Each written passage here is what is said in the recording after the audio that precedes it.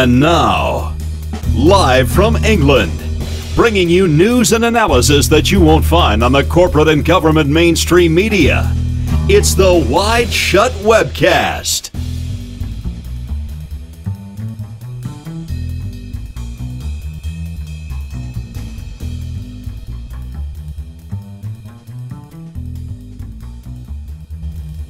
Welcome one, welcome all.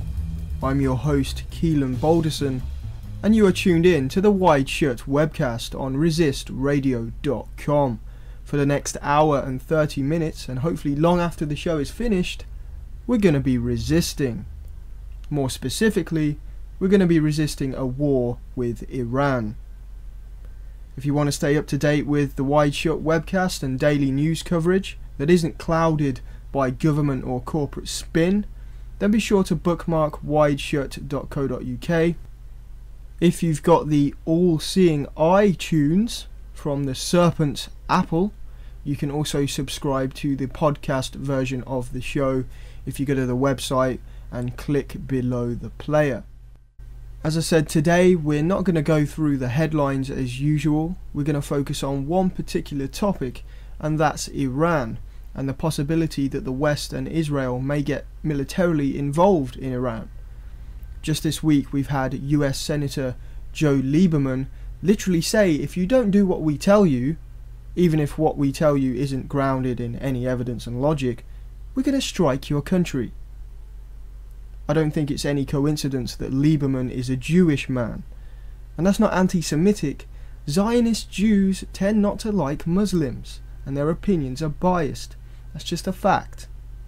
And then yesterday the Sun newspaper, the good old criminal mafia-run Sun newspaper, ran with the headline, Britain's battle plan for war with Iran.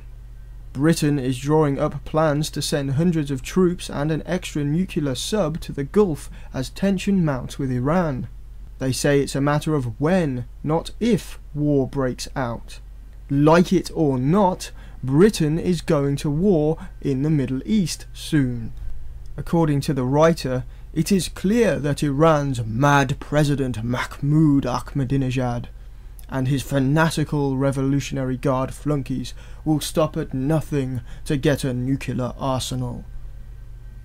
No evidence, just fear. They're basically saying, we're going to war whether you like it or not. So today I want to cut through this biased stance on Iran and resist this strike that Lieberman talks of, or this war that the Sun says is going to happen whether we like it or not. Now, despite what some deeply ignorant people with government Stockholm syndrome think, I'm not resisting a strike against Iran because I'm a conspiracy theorist. I'm not resisting an attack on Iran because I'm secretly Iranian. Although I've got a lot of hair, I guess if I get a tan, it might look that way. I'm not resisting an attack on Iran because I hate America or Britain and want to live in Iran. I'm not resisting a war with Iran because I'm a terrorist. Although with this new government spy database, we're kind of all terrorists. I'm not resisting a war with Iran because I like women to be repressed. I'm not resisting an attack on Iran because I'm a lefty or a socialist, or because I hate the troops, or because I'm unpatriotic, or I'm an unwashed hippie, or because I like George Galloway, or because I'm a secret Muslim. I quite like bacon sandwiches. I'm resisting a war with Iran because it's wrong. Forget your prejudices, it's just wrong. I don't care what years of headlines may have implied, there isn't one evidence-based, logical reason to have any kind of military involvement in Iran. Whether that's covert or a full-blown ground invasion, like Mr. Mafia Murdoch seems to want. Just because most Iranians have browner skin than you do, or because Ahmadinejad has a cheeky smile, or because the majority of their population is Muslim, it's not evidence that they are a threat to the West and deserve to be bombed. Just because they have a different culture, different laws, or a different political system is not any reason to launch an attack on them. The world would be a pretty mundane place if every country flew an American or a British or EU flag, wouldn't it? What, do you want to turn Iran into Benidorm so you can have fish and chips on one more continent? Of course, the main talking point presented by the cookie-cutter press, the corporate and government-controlled mainstream media that hasn't had an original idea or thought, any independent thought or analysis in decades, is that Iran might have a nuclear weapon. Oh no, wait, it might be pursuing nuclear weapons. Or might sometime in the future decide to pursue a nuclear weapons program. Or they did in the past and then they stopped. Yeah, that's it. No. They're doing it in secret. Or as Lieberman says, you have only two choices: peacefully negotiate to end your nuclear weapons program, or expect a military strike to end that program. Do they have a program? Do they even know where to strike? If you engage even the slightest amount of critical thinking, there's not one fact in any of these reports. If there was, it wouldn't be so ambiguous. But there lies the danger of having a corporate and government-controlled mainstream media, without dissenting voices like Resistance Radio.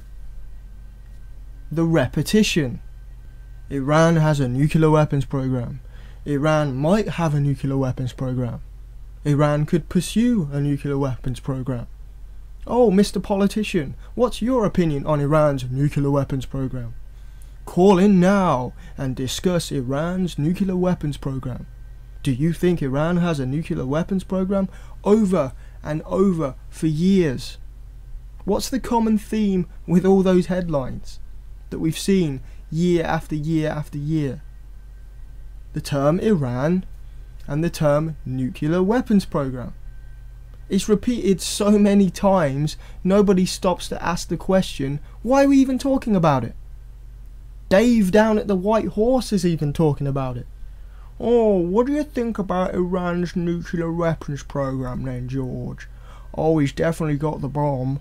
Look at his cheeky smile, look at him smirking, he's definitely got the bomb, I can tell. I'm not joking, I actually came across that conversation once. They can tell because he's smiling. No, maybe the media cut to him smiling for that specific reason. It's ridiculous. Oh, my neighbour has a flying pig. At least I think my neighbour has a flying pig. He's definitely pursuing the idea of obtaining a flying pig. Hang on, why do I think my neighbour has a flying pig? I don't know, but we must stop him from getting a flying pig. Has anybody ever stopped and thought, what's the basis for discussing all this in the first place? Why did we ever begin to think Iran had a weapon or is pursuing a nuclear weapon? If there really was concrete evidence, why has there been 10 years or more of the same ambiguous news headlines, ifs and maybes? Where's the actual evidence? It doesn't really matter about evidence though. Here's a recent CNN poll. 7 in 10 Americans believe that Iran currently has nuclear weapons. 70% of Americans think Iran has the bomb. That's an astonishing figure. And it just goes to show how ineffective, or maybe it's effective, maybe this is deliberate, how American mainstream media are useless in clarifying the facts. You know, don't let a fact get in the way of a good story. Where's the actual truth in all of this? You know, how they're supposed to report the news, truthfully, with facts. Iran categorically, beyond any shadow of a doubt, does not have a nuclear weapon. Even the most right-wing, warmongering politicians will admit that. They admit Iran doesn't actually have a nuclear weapon. They just say they don't have a nuclear weapon yet. But they still admit they don't have one right now that's a threat to us right now. They wish they had a nuclear weapon so they could invade, so they could have an excuse. But they don't. There's no evidence. So in the interest of fair and honest reporting, this CNN poll should be a big deal. Every news network across America, it should be on primetime news.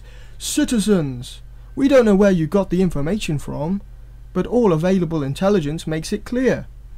Iran does not have a nuclear weapon. Please look at the facts, citizens. But they're not going to do that, are they? They dance around the facts.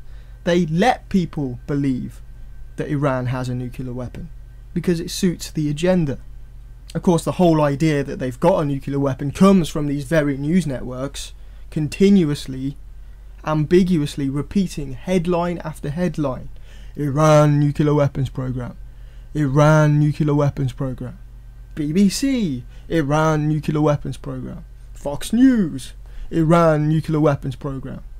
Every newspaper, every corporate mainstream website, Iran nuclear weapons program. It's hypnotism. They're brainwashing you. And if 70% of Americans incorrectly believe Iran has a nuclear weapon, what percentage will support Lieberman's military action or the Sun's war against Iran? It's probably quite high, but all based on lies.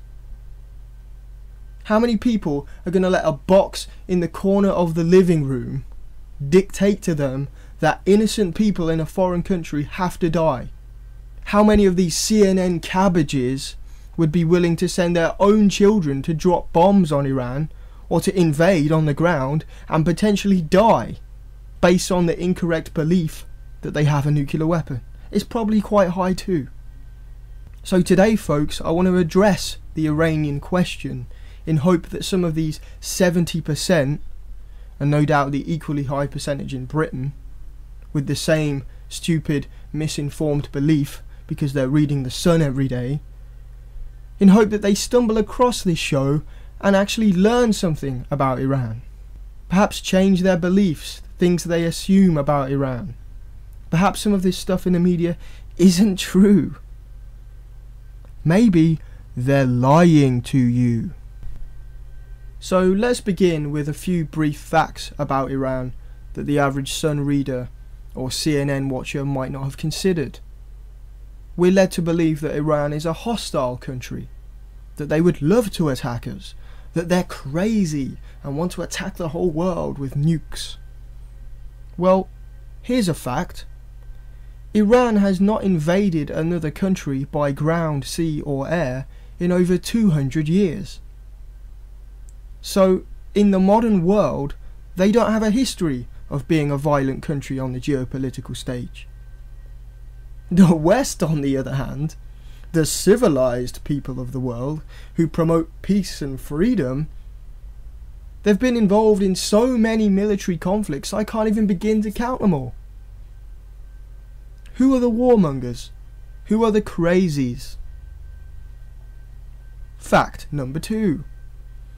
Despite what they imply in the mainstream media, Mahmoud Ahmadinejad is not a dictator. He's the elected president of Iran. He got 62% of the votes in 2005 and about 63% of the votes in 2009. Now, there are claims from the opposition of election fraud, but even the Western media had to admit that there's actually no hard evidence for it. It's just speculation. It's a bitter opposition that can't take that they lost. If you do the research, Ahmadinejad was popular among the working class, a lot of the rural areas, a lot of the more fundamentalist Muslims who are angered, rightfully, about the West's interference in the Middle East, and he was able to play off that. It just so happens our Western media focus on the minority of well-educated upper business class and the upper class youth minority that are tech savvy, who can make claims about election fraud over Twitter and social media. Folks, not everybody in Iran is on Twitter or goes to Western liberal style universities and wants to talk to the BBC. The US even conducted polls before the election that showed Ahmadinejad was winning. And studies after showed that people on the whole didn't think the government was illegitimate. He's not a dictator. And anyway, in 2013, he'll step down because under the Iranian constitution, you're not allowed to run for more than 2 terms. That doesn't really sound like a dictator to me. It's not like North Korea. The Ahmadinejad family hasn't been in power for generations. People do support him, and he will step down. Now that doesn't mean he's progressive and I support him. I just don't support sending young men from our countries to die to try and enforce our way of life onto others. To enforce an elite Western agenda onto other countries. Oh, but Iran treats women wrong. Oh, Iran doesn't like gays. Well, do you like war? Do you like imperialism? What's your argument? We can't fix other people's societal problems through force. How ridiculous is that? We're going to bring you freedom and liberation through bombs. And it's not just Ahmadinejad or the regime that thinks, being a homosexual is a crime. It's Iranian society. And they're slowly progressing as a society to be more accepting of it. Iranians are writing articles in The Guardian about the underground gay and lesbian culture. We can't make them change. It's up to them. Flip it around. Lots of people in Britain don't like the banking system, including me. But I wouldn't support Iceland bombing our banks or sending in an army to free us from the banks. It's our problem to sort out.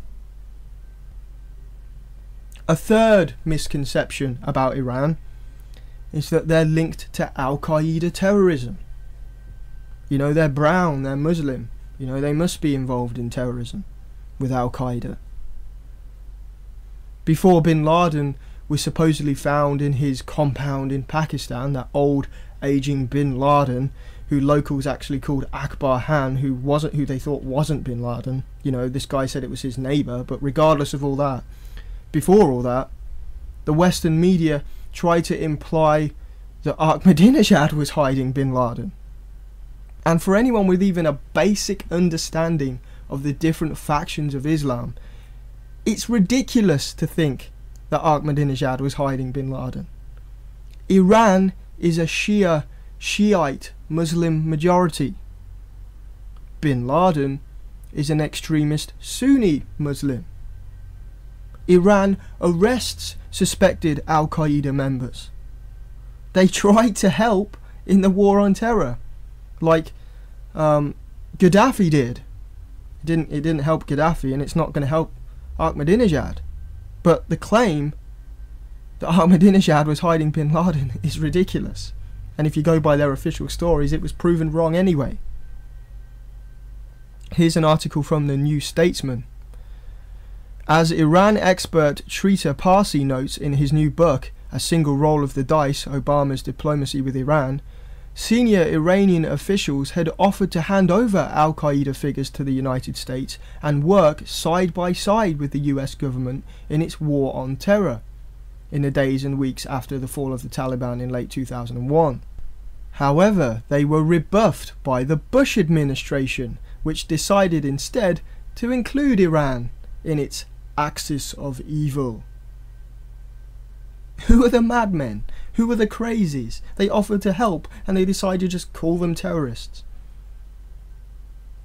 It was the Al-Qaeda magazine calling Ahmadinejad a conspiracy theorist for doubting the official 9/11 story. It was Anwar al-Awlaki who said, "We need to stop Iran getting the bomb." They're not working together. It's ridiculous.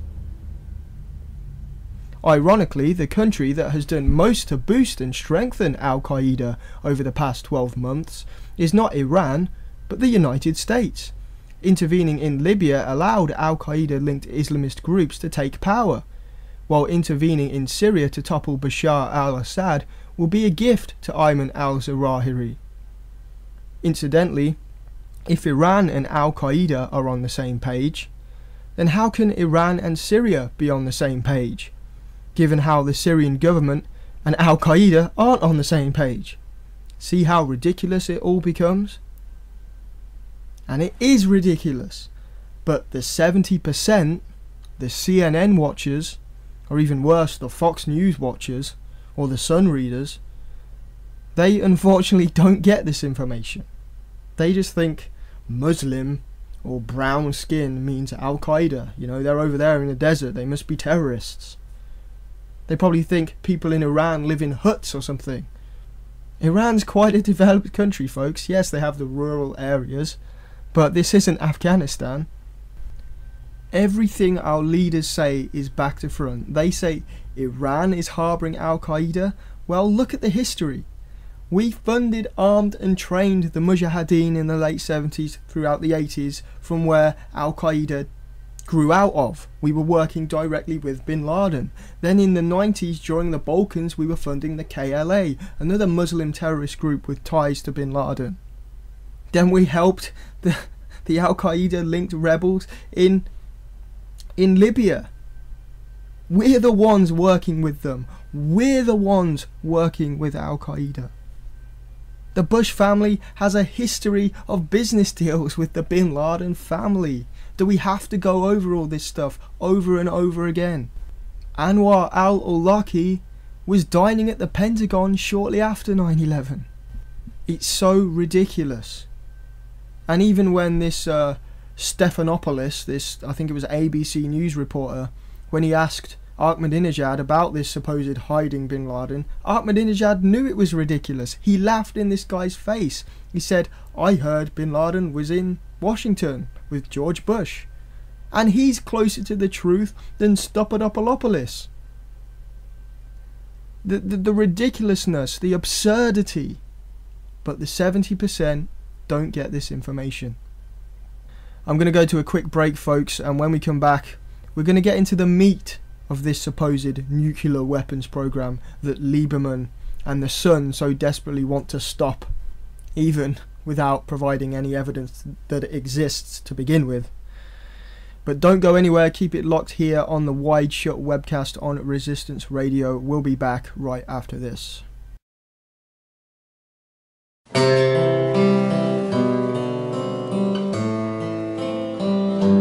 Someone's hiding in the bushes with a telephoto lens, while their editor assures them the means justify the ends. 'Cause we only hunt celebrities and it's all a bit of fun, but the Scousers never buy the Sun.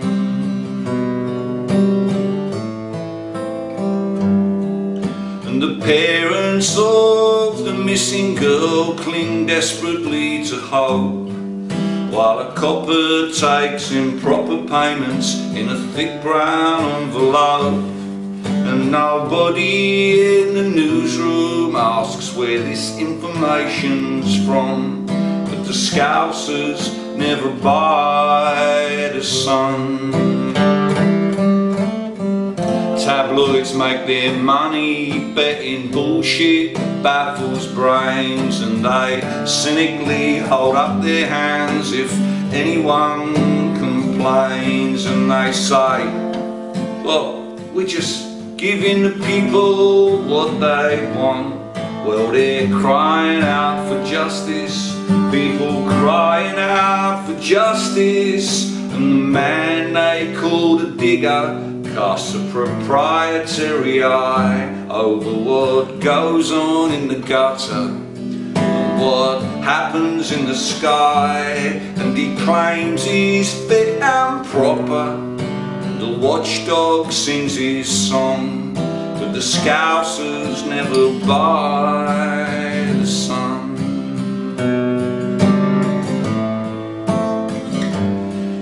international executives, they hang their head in shame. Tell us with their hands on heart that the paper boy is to blame. But everyone who loves that kiss and tell, you must share the blame as well. But the Scousers never buy the Sun. Tabloids making millions, betting bullshit baffles brains, and they cynically hold up their hands if anyone complains and just say, look, we're just giving the people what they want. Well, they're crying out for justice, people crying out for justice in the corridors of power. They all sit down to sup with the devil and his minions, and they ask for his opinions, and the politicians wring their hands and say what's to be done. But the Scousers never buy the Sun.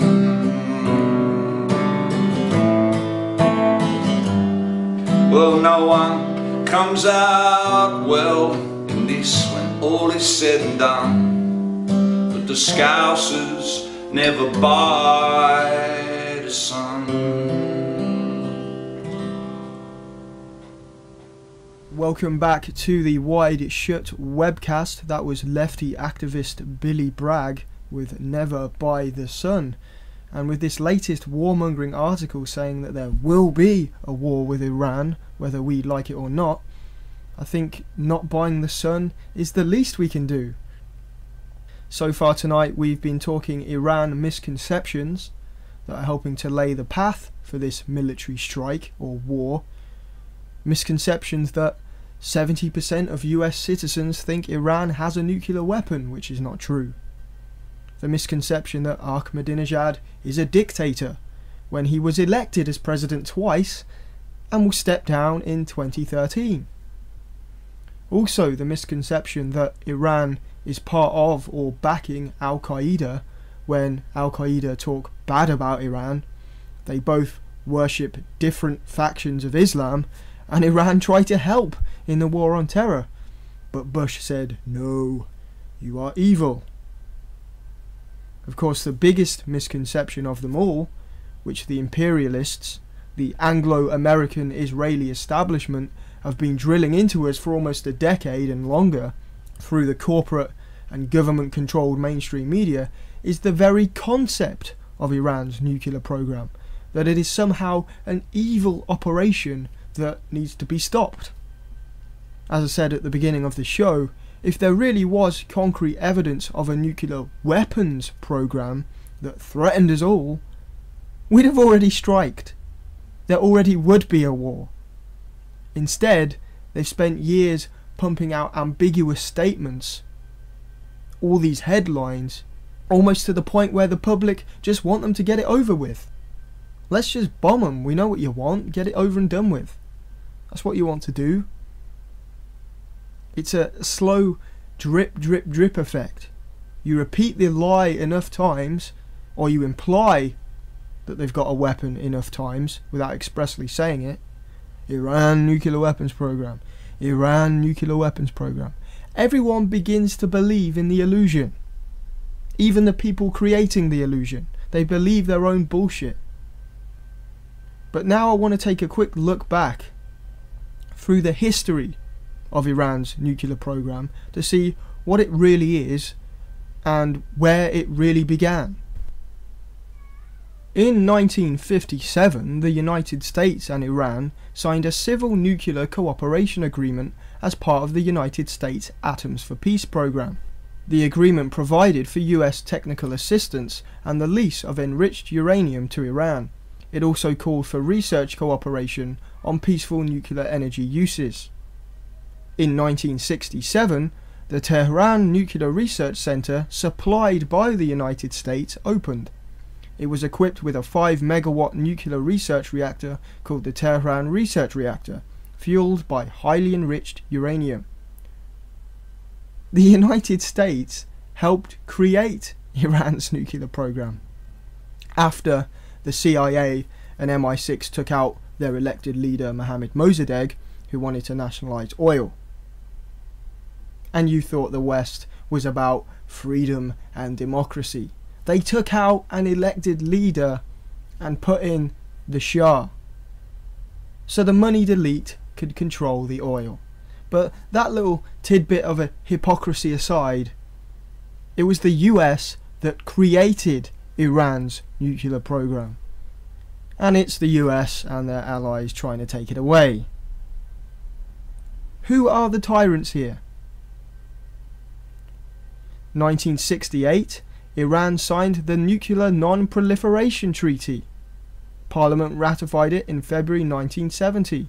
Uranium enrichment was allowed under the treaty, and still is. In 1974, Iran signed the NPT's Safeguards Agreement with the International Atomic Energy Agency, the IAEA. The safeguards allowed inspections for the purpose of verifying that nuclear enrichment for peaceful nuclear energy is not diverted to nuclear weapons or other nuclear explosive devices. And Iran has upheld that agreement to this very day. Every single report, you can download them from the IAEA website. That's the power of the internet. You don't have to listen to CNN. The info is right there. Why use a middleman? Every report states that Iran is not diverting their uranium into nuclear weapons. It's a nuclear power program. That should really be the end of the show, but we'll go on. In January 1978, Iran and the United States initialed a nuclear agreement in which Iran agreed to safeguards beyond NPT requirements.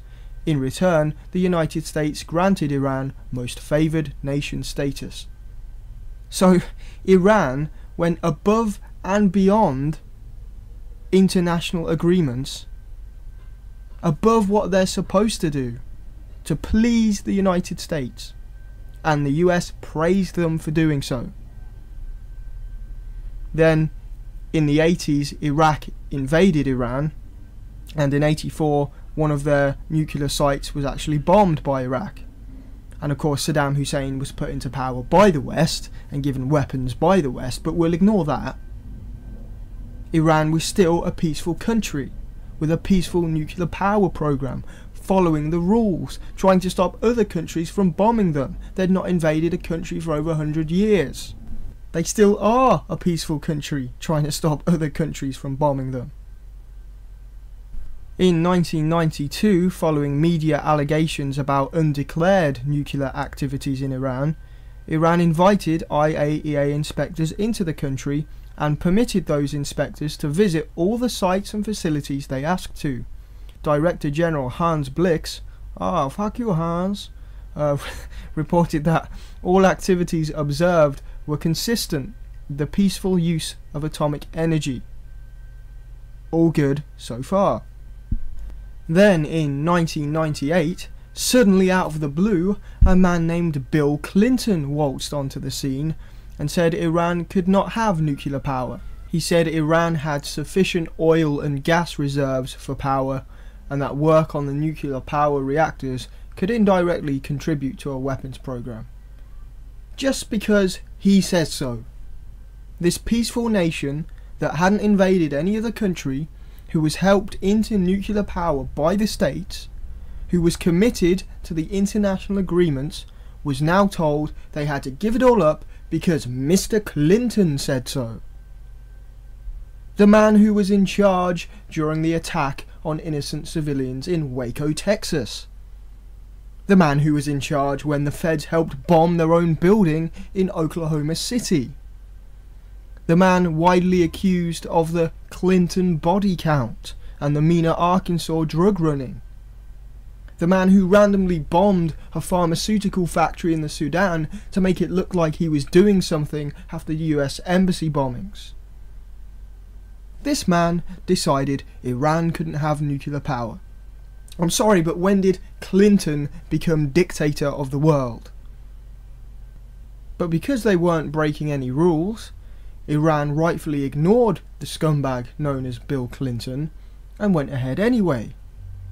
So the US establishment and Israel and Britain decided they were going to make life very hard for Iran and slowly started to demonize them. That's where it started.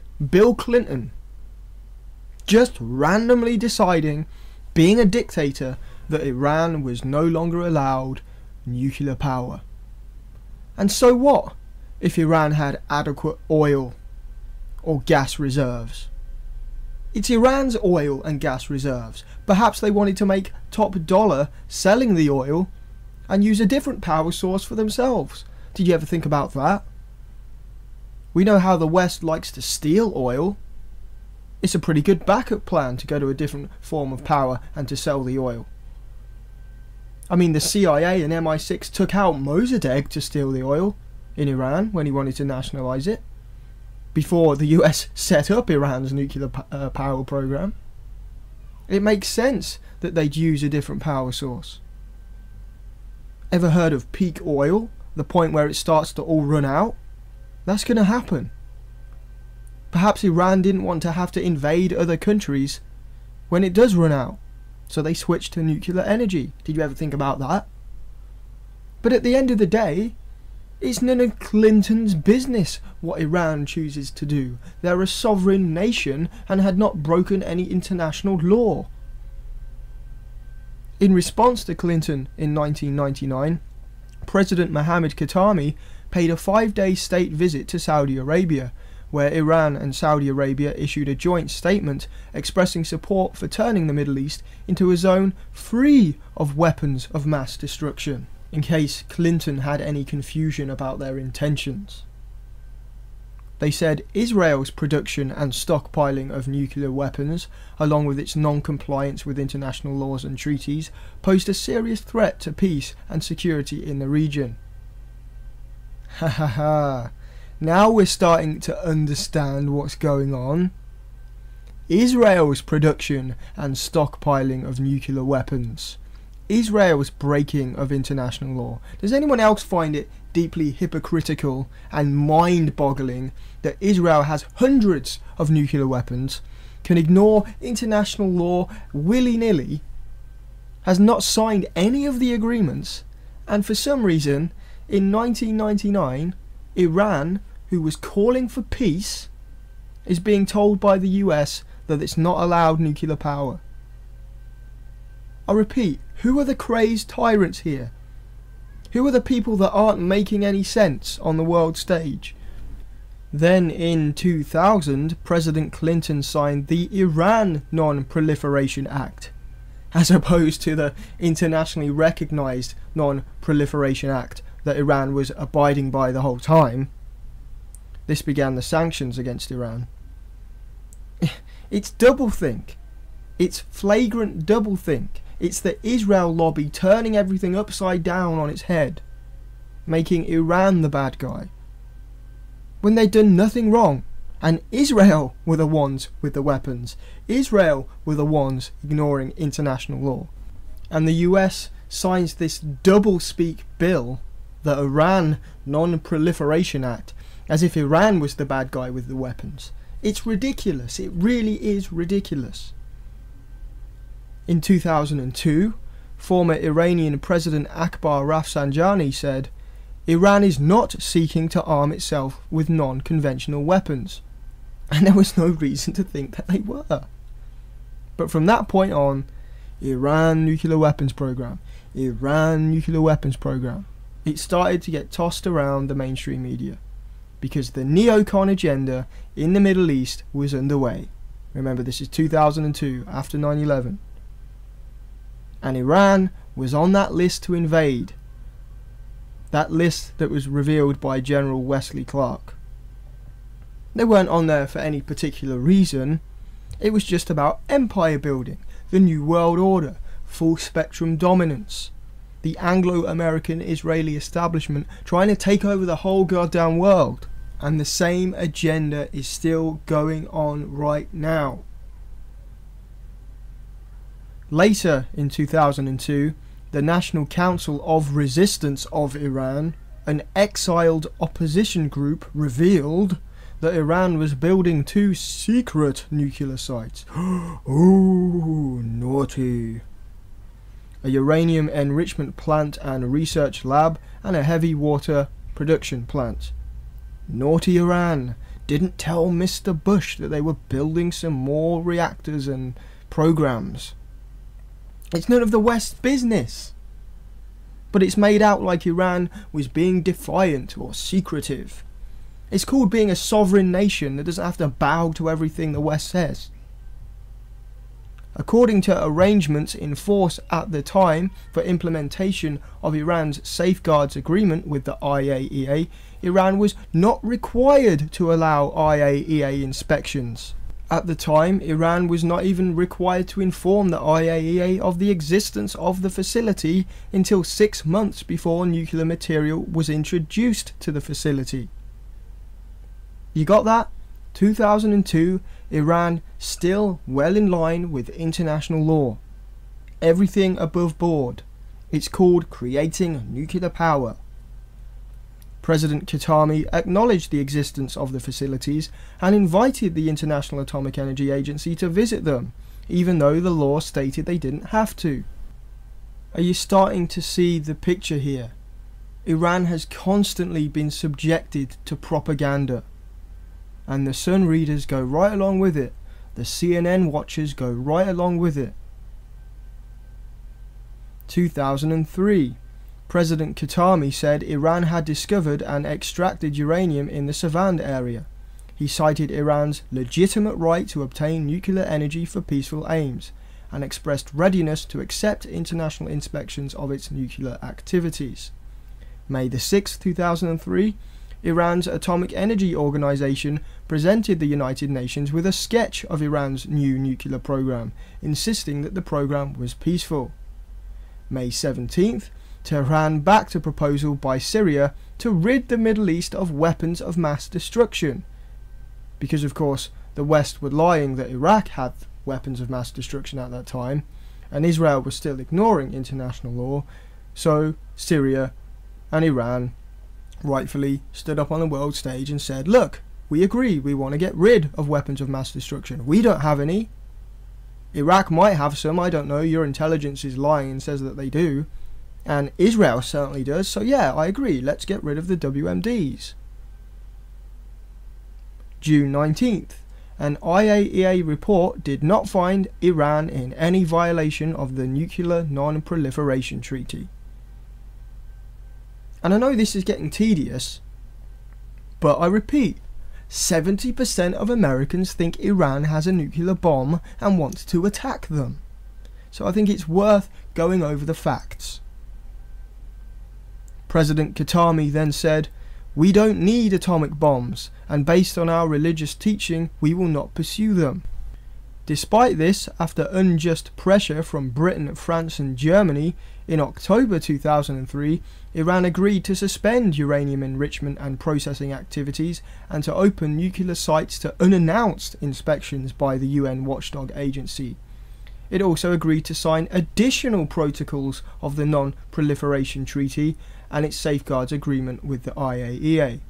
On October 24th, because of this loss of sovereignty, 1,500 Iranian protesters gathered in Tehran to denounce the agreement, as we would do if this was imposed on us. If some international group of elites came over here and said, right, you've got to do this and that and this, and then our government bent over for it, we'd be out there protesting as well.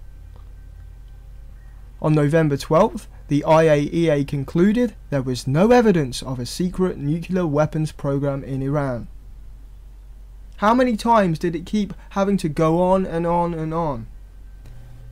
In 2004, President Khatami said again Iran had a right to enrich uranium and was willing to provide guarantees to the IAEA that it was not developing nuclear weapons.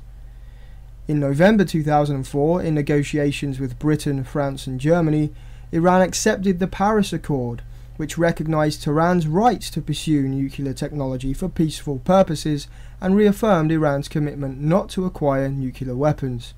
In exchange, Iran voluntarily agreed to temporarily suspend uranium enrichment activities and allow the IAEA to monitor their suspension of it. On November 15th, the IAEA reconfirmed that it had not found any evidence that Iran had tried to develop nuclear weapons. Then on December 22nd, Iran's intelligence minister announced the arrest of more than 10 people on spying charges. Tehran charged the spies with passing sensitive information on Iran's nuclear program to Israeli Mossad and CIA agents. And so they should. Who are these people to think that they can just waltz into another nation and spy on them? Iran's Minister of Defense, Ali Shamkhani, said in an interview that it was not in Iran's national interest to acquire nuclear weapons. And of course it's not. As soon as they acquire them, they're going to get invaded, they're going to get bombed, they might get nuked by Israel. It's stupid to think they even want them. Then in late 2005 there was a brief scare. The IAEA thought they found something, but then concluded it was Pakistan who had sent them contaminated equipment. Supreme Leader Ayatollah Ali Khamenei issued a fatwa forbidding the production, stockpiling and use of nuclear weapons. These are deeply religious people. When the Supreme Leader issues a fatwa, it means something. You better listen to what he says. And he issued a fatwa forbidding the production, stockpiling and use of nuclear weapons. Later on, President Ahmadinejad told the US media, "The nuclear bomb is a fire against humanity rather than a weapon for defense. Its possession is disgusting and shameful." Oh, but Ahmadinejad also said that he wanted to wipe Israel off the map.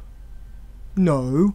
The proper translation, if you take the time to actually do the research into this stuff, is that he said he wanted the Zionist occupying regime over Jerusalem to vanish from the page of time. There's a big difference. Zionism is a political ideology that governs Israel.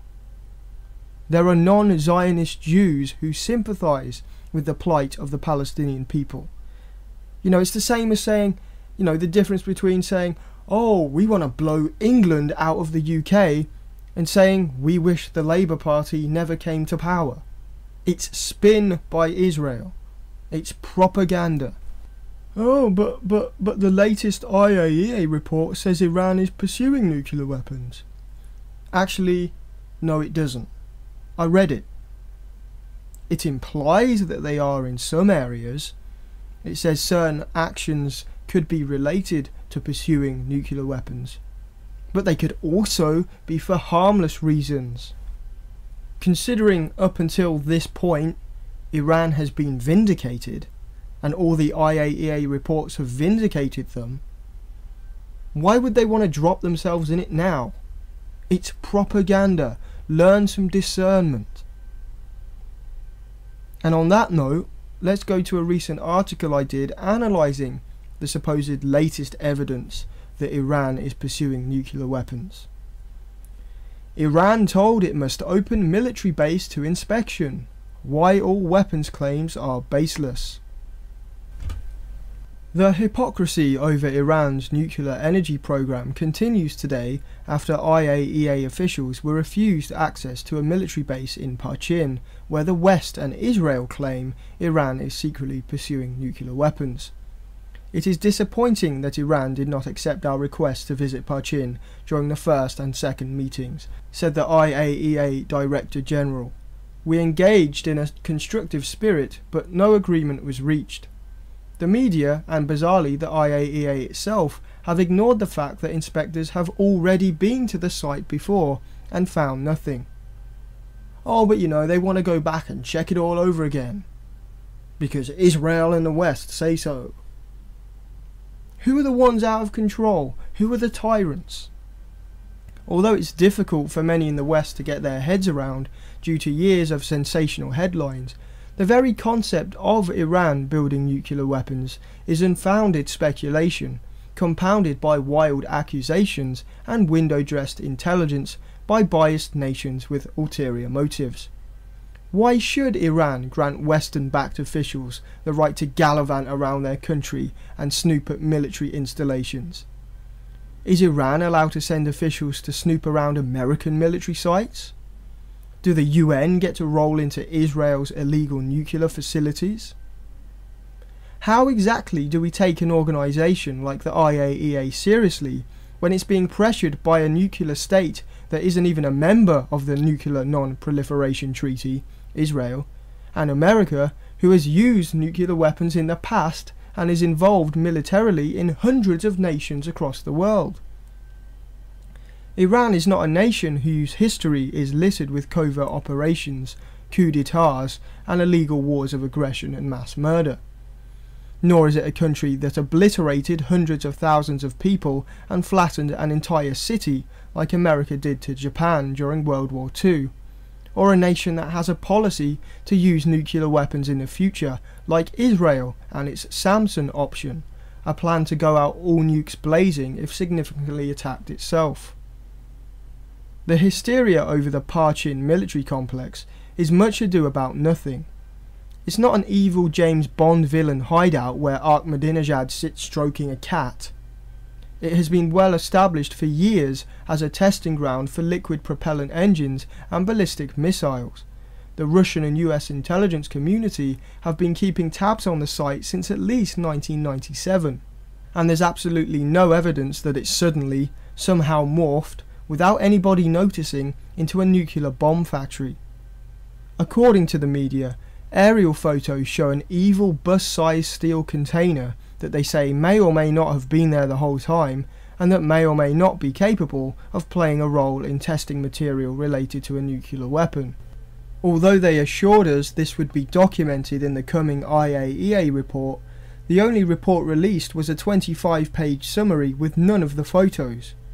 Images shown by the media are not adequately labelled to know what we're even looking at, and appear to be taken from Google Earth for visual stimulation rather than anything scientific.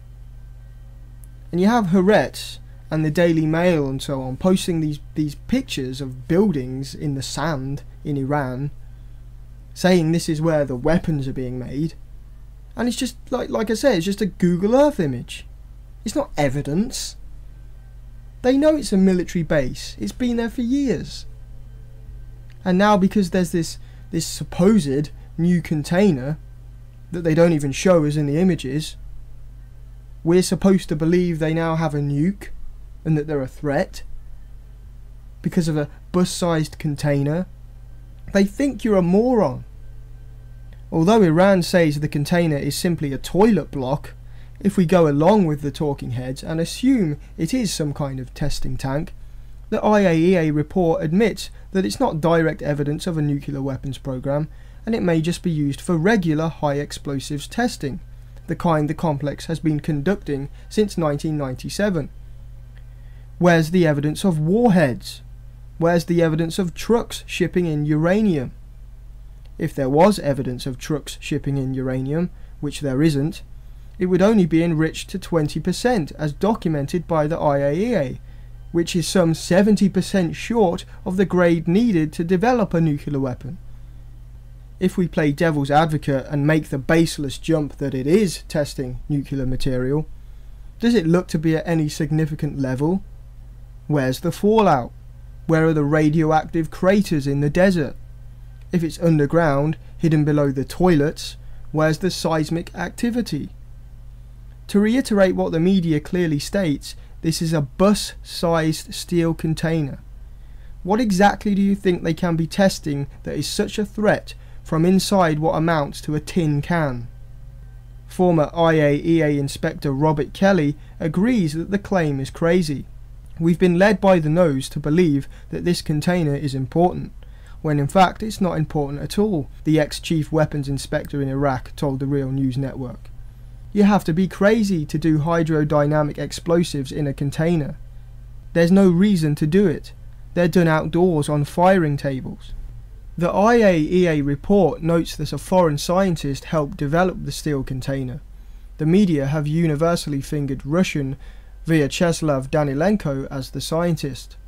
Danilenko, on the other hand, is having none of it. "I am not a nuclear physicist, and I am not the founder of the Iranian nuclear program," he declared. And it's quite well established that he's telling the truth.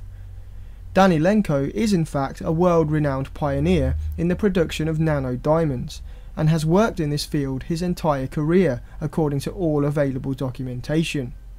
Counterpunch notes, "It now appears that the IAEA and David Albright, the director of the International Institute for Science and Security in Washington, who was the source of the news reports about Danilenko, never bothered to check the accuracy of the original claim by an unnamed member state on which the IAEA based its assertion about his nuclear weapons background.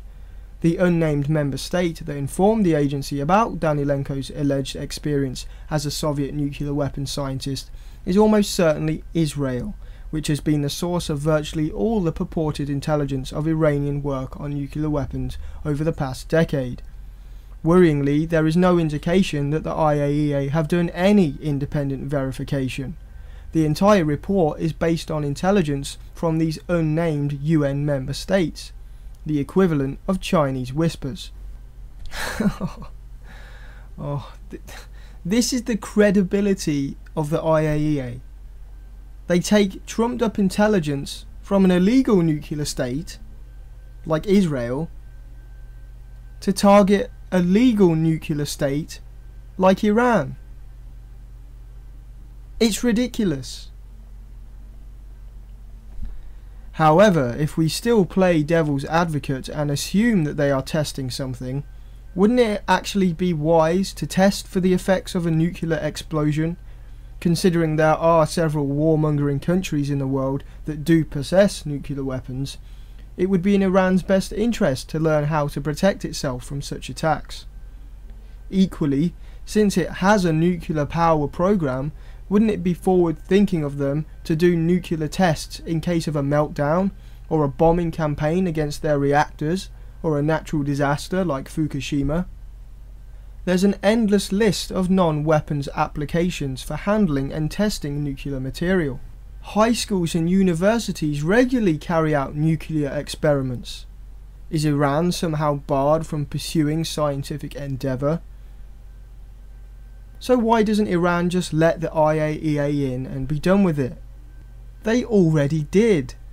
Even though Iran is under no obligations to allow inspectors to assess military bases under the Nuclear Non-Proliferation Treaty, which Israel never signed up to, it opened its doors regardless on January 13, 2005, after Bush began beating the war drum. The IAEA's February 2006 report notes the agency did not observe any unusual activities in the buildings it visited, and the results of the analysis of environmental samples did not indicate the presence of nuclear material at those locations. How much more do you need? Oh, but then you'll bring up the laptop with all the supposed evidence. Okay, well, we'll move on. The mysterious laptop. The second main accusation paraded throughout the media as evidence of Iran's nuclear weapon intent are documents alleging to show graphs and simulations relating to nuclear warhead design found on a laptop. The smoking gun, however, that these are crude fabrications is that the documents are written in English.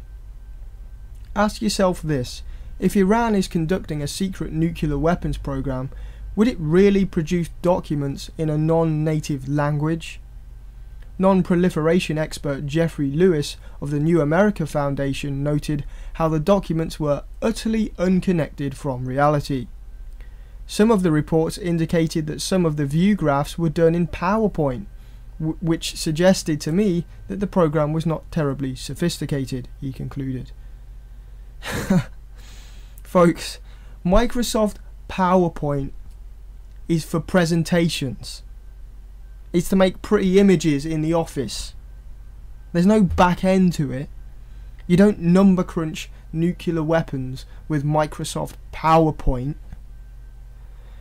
It's all fake. It's fake. And it's not even a good attempt. It's like if Iran wanted to make fake documents said to have come from Britain, and they wrote them in Arabic. It's ridiculous. These documents are written in English and they're supposed to be from Iran. They're lying to you.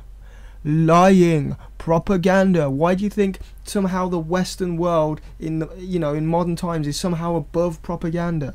They're the biggest propaganda pushers in the world right now. Nobel Peace Prize winner and former head of the IAEA, Mohammed al-Baradei, also saw through the propaganda. I do not believe that the Iranians are actually producing nuclear weapons, he said in 2010. The Nuclear Non-Proliferation Treaty lost its legitimacy in the eyes of the Arab public opinion because of the perceived double standards with Israel. As reported by the New York Times in July 2005, the Bush administration briefed al-Baradei on the contents of the laptop, although experts weren't convinced. The session on July 18th on the top floor of the American mission in Vienna was a meeting of former rivals. Before the Iraq War, Dr. al-Baradei had attracted the wrath of the Bush administration by declaring that his agency had found no evidence that Saddam Hussein was reconstituting its nuclear program, and the administration had tried to oust Dr. al-Baradei, an Egyptian, from his post, partly because they found him insufficiently tough on Iran. Yeah, because he wasn't going along with their lies. Assessing just how far the Iranians have gone from the plan to product is difficult. It's easy to fall into the trap of thinking that beautiful pictures made in PowerPoint represent reality, a senior intelligence official said, but that may not be the case. Who's vindicated? Al-Baradei, the former head of the IAEA, a Nobel Peace Prize winner, who said Saddam didn't have WMDs, is he vindicated, or is George Bush vindicated? Well, we know what happened. There were no WMDs. So why do we believe these people? They had to get rid of al-Baradei because he wouldn't go along with the same bullshit against Iran. It's the same, it's just Iraq with a different letter. The idea that we'll wake up tomorrow and Iran will have a nuclear weapon is an idea that isn't supported by the facts as we have seen them so far, said al-Baradei before his departure in 2009. The laptop was not something discovered independently by inspectors. German officials identified the source in November 2004 as the MEK, an Iranian terrorist opposition group with a clear motive to play a role in fabricating the evidence. It has since been established that the MEK work hand in hand with Israel's Mossad. Quoting US officials, NBC says the group is financed, trained and armed by Israel's secret service. So the evidence Israel, an illegal nuclear state, gives to the IAEA, who are supposed to prevent illegal nuclear states, comes from a terrorist group trained and armed and financed by Israel. There's nothing more I can tell people. If you think we should still go to war based on this complete bullshit, then you put the uniform on and you go to war. Maybe eugenics isn't such a bad idea. After decades of cooperation with the IAEA, at times going above and beyond what was even required, on a nuclear energy program initially created with help by the US, the mainstream media still paint a picture like Iran is the bad guy and playing hardball. Are they to keep letting inspectors in until they find another tin can somewhere that the media can spin? There's something called national sovereignty. The West ought to learn to respect it. Something also worth considering is the likelihood of any nation ever using a nuke again. In the current geopolitical situation, Iran nuking Israel, or the West, is just going to get them obliterated one way or another. What's the point? In fact, if they were credibly pursuing nuclear weapons, it would be all over the media and they'd find themselves invaded in a heartbeat. Instead, the West and Israel have to slowly build up a web of lies before action can be taken. And if the West and Israel ever considered using a nuclear weapon against the Middle East, and they truly believed Iran had a secret nuke, it would cause a stalemate, because they know Iran would fire back. Nobody is ever going to use one again. In reality, the whole nuclear debate itself is just a facade to placate the public. The Israeli-linked neoconservative agenda of full-spectrum dominance, as outlined by General Wesley Clark, was always about taking over the Middle East for the benefit of the West and Israel. Everything else is just propaganda to suit this end. The Bush administration had signed off on a war with Afghanistan even prior to 9/11. We were then told bin Laden orchestrated the attacks and was hiding in the region. Rumsfeld showed detailed diagrams of comic book style bunker complexes carved into the mountains. None of these were ever found, and no evidence was ever presented of bin Laden's involvement in 9/11, beyond an alleged confession tape that was exposed as a gross and no doubt deliberate mistranslation on German television. That wasn't even enough for the FBI to list 9/11 as one of bin Laden's crimes. We were told Iraq had WMDs and were presented with similar aerial photos as proof. Documents and intelligence claimed warheads that would destroy the West and Israel could be ready within 45 minutes. Yet Saddam didn't think to use them when US planes were approaching his airspace for the invasion. It was soon revealed that it was all lies. There were no WMDs, and the intelligence was sexed up, which itself was a massive understatement. The crux of the Iranian nuclear argument comes down to Iran could develop a nuclear weapon at some point in the distant future. We don't really have any solid evidence, but let's bomb them anyway.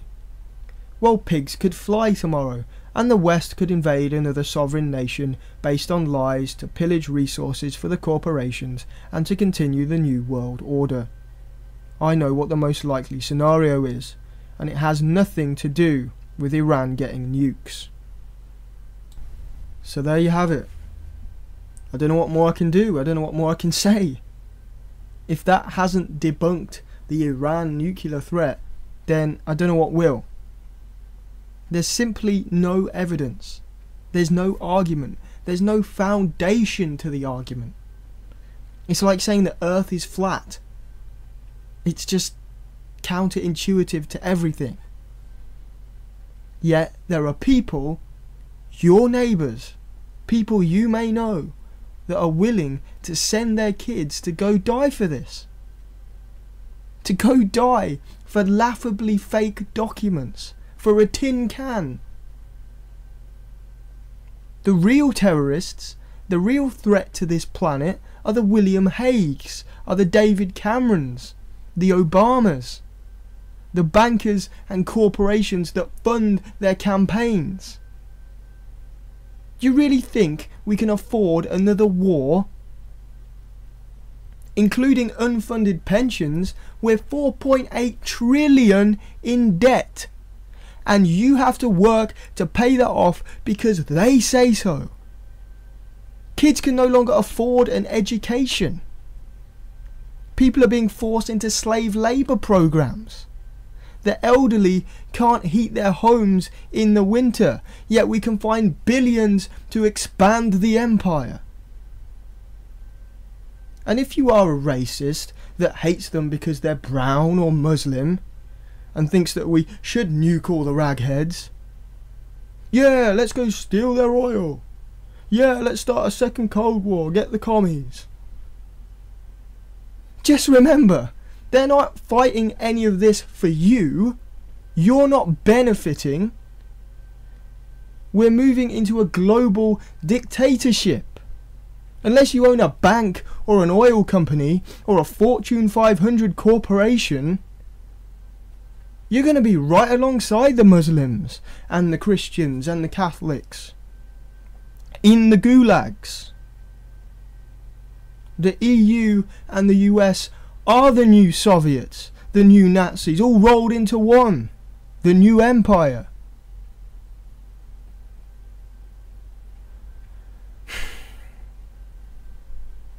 I'm going to go to another quick break and then come back with a brief look at the week's headlines.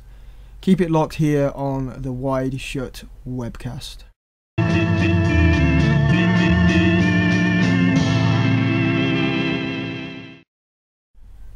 Welcome back, folks. Just about 10 minutes or so to go. Then I'll be handing over the reins to Bluebus for the reality check show. Hope I haven't worn everyone out with this Iran stuff. But anyway, I'm going to move on to some of the other main stories from this past week, as covered on wideshut.co.uk. Artificial meat not without health and liberty concerns. Scientists have developed what they call meat, but it's really just this tasteless artificial white muscle stuff that they then have to mix with artificial fat and flavourings such as MSG, so it's not in any way going to be healthy. And in the next few months they're going to turn it into a nice Frankenburger. Obviously the Bill Gates crowd are hailing this as the solution to the world food crisis. I guess they want to ship fake burgers to Africa or something, when in reality the real problem for world food is food sovereignty. Poor nations have no control over their own food, and they have to export it and get paid only a few pennies that isn't enough to then go and buy their own food. If we just give them back their self-determination, it solves the whole problem. We don't need more globalism and more corporations enforcing stuff on people. We need less. But they won't tell you that. Also, the United Nations to regulate internet. The World Conference on International Telecommunications is scheduled for December in Dubai, where nations will review the rules and standards governing telecommunications. While this has traditionally focused on telephone, radio, satellite and television services, it is slowly creeping into the realm of the internet. Suggestions put forward for the December conference include subjecting cybersecurity and data privacy to international control, allowing foreign phone companies to charge fees for international internet traffic, perhaps even on a per-click basis for certain web destinations, with the goal of generating revenue for state-owned phone companies and government treasuries. Imposing unprecedented economic regulations such as mandates for rates, terms and conditions for currently unregulated traffic swapping agreements known as peering. And they want to transfer ICANN's control over domain names such as .com and .org and all that stuff to the globalists. And they also want to subsume under intergovernmental control many functions of the Internet Engineering Task Force, the Internet Society and other multi-stakeholder groups that establish the engineering and technical standards that allow the internet to work. So basically, long story short, we're going from a US dictatorship on the internet to a global one. Also this week, UK government ignore pro-Assad civilians, but Al-Qaeda confirmed in opposition. Despite thousands of vocal Assad civilians, UK now recognise Syrian opposition as sole representative of the people, an opposition that houses Al-Qaeda. So, Western officials have now come out and admitted that Al-Qaeda are among the ranks of the opposition, the armed ranks that are being helped by MI6 and the CIA and French forces on the ground, and who have forces coming in from Libya through Turkey. And Assad has said the whole time that Al-Qaeda are in the ranks, and from the beginning that's what caused a lot of the violence, because he needed to try and stop terrorists. And there are also hundreds of thousands attending pro-Assad rallies. These are civilians, they just happen to be on the other side of the fence. But our government are now only going to recognise the opposition, and of course that's all they report on, and they go directly to the opposition for the death statistics that are fudged and that they admit don't count the other statistics. And one of the groups that does count the other statistics are arguing with each other and massive infighting and stealing the website back and forth, and they're having secret meetings with our government. So we're not getting the truth of what's happening in Syria. And in the long run, my guess is we'll either get a puppet from the opposition put into power, and they will just basically, you know, act like Turkey and these other countries and let the West do what they want, or it will be an unstable hellhole like we've got in Libya, and the globalists will use the Al-Qaeda proxies already in Syria to then move on to Iran and continue with the agenda. But that about wraps things up for this week, folks.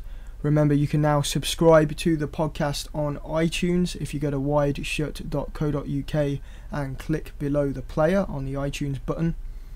Also, if you find the articles and videos that I do valuable, and what Mr. Britt does on resistradio.com, then please share them around. Put the links on Facebook, email your contacts, post them on forums that you might go on, because we do put a lot of work in here at Resistance Radio. And, you know, lots of people say, good job, good show, I'm enjoying your stuff and whatever. But what we really need is more people listening and more people reading. So if the information is resonating with you, then please pass it on. Please pass it to somebody that might not have heard of us before, or somebody who really does need to understand this information and isn't, quote, awake to the agendas of the Anglo-American Israeli establishment and the rest of it. If you want to check out my documentaries, you can go to my YouTube channel, which is youtube.com/WideShutUK, or you can go to wideshut.co.uk and click the documentaries button.